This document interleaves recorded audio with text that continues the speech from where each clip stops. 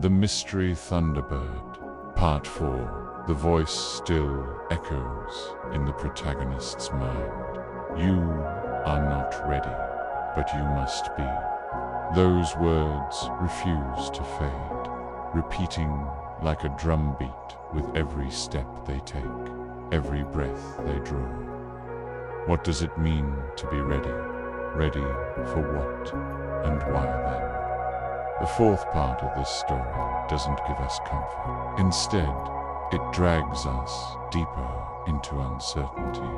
Our protagonist wakes from the dream, feeling more alone than ever before. The storm outside has passed, but inside, the questions rage on. If the Thunderbird has chosen them, why? What makes them worthy or perhaps unworthy? And if destiny truly waits, how do you prepare for something you cannot even understand? This is where the story begins to shift into the realm of preparation and testing. The elders of the community recognize that something unusual is happening. They speak in hushed tones, their eyes filled with both awe and fear. One elder, in particular, takes the protagonist aside. With slow, deliberate words, they reveal that in the old ways, whenever the Thunderbird called, the chosen one had to face a trial, not of strength, but of spirit. That trial, however, is never the same for any two people.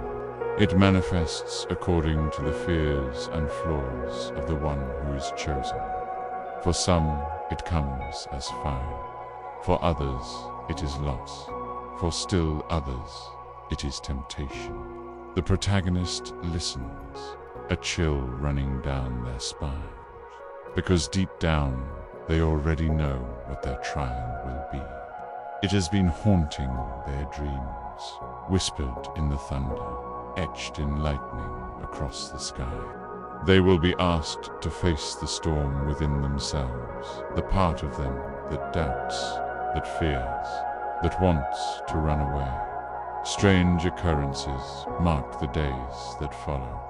The weather grows unpredictable, shifting from calm to violent without warning. Animals behave erratically, birds fleeing in flocks, wolves howling at midday. People in the town begin to whisper that something is coming, something big, and the protagonist feels it too, a weight pressing down on their shoulders, a sense that the Thunderbird is watching their every move. At night, the visions return.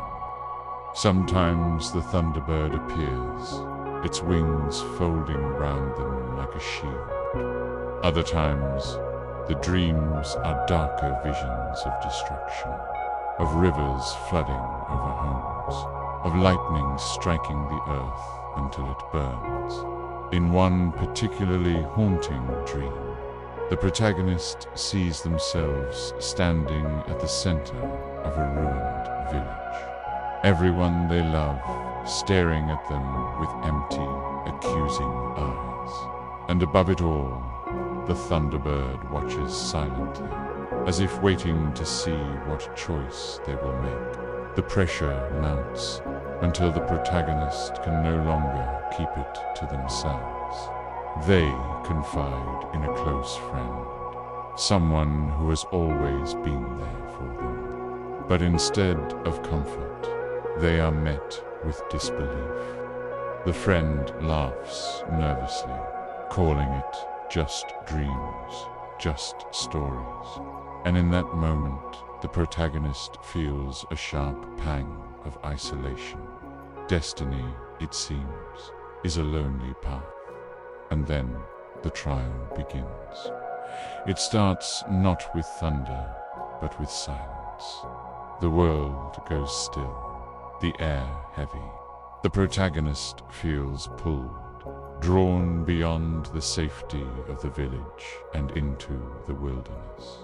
They do not know why, but their feet move of their own accord, as if guided by unseen hands. Hours later, they find themselves standing before a jagged cliff overlooking a valley.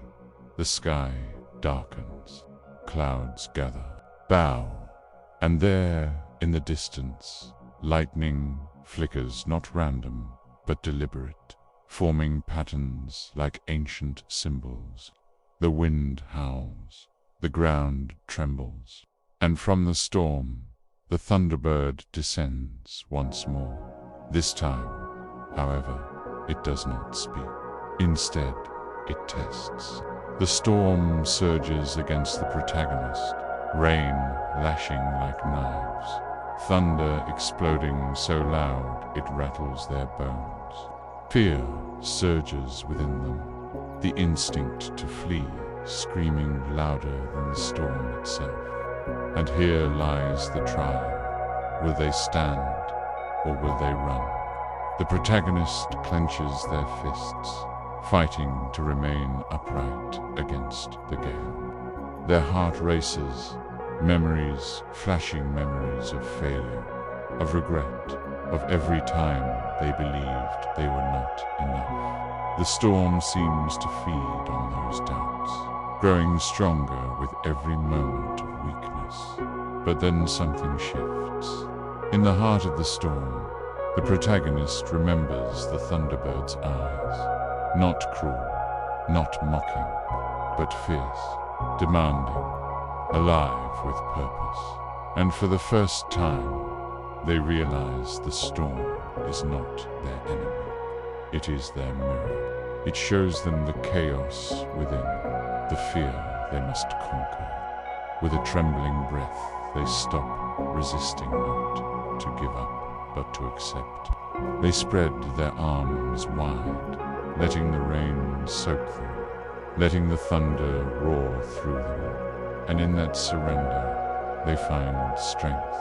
The storm bends, lightning swirling not to destroy, but to circle them. The ground steadies, the air calms, and for one fleeting moment, the protagonist feels the power of the Thunderbird surge through their veins.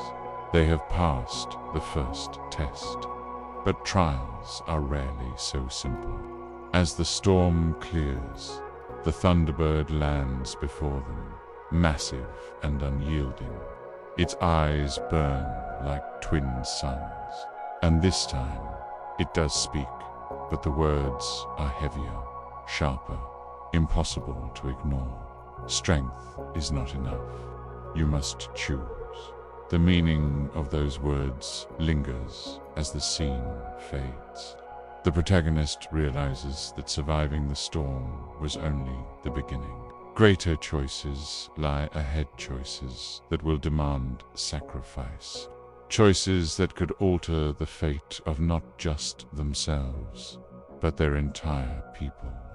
And as they descend the cliffside, exhausted but alive, the horizon glows with a distant storm far larger, far more dangerous than anything they have yet faced.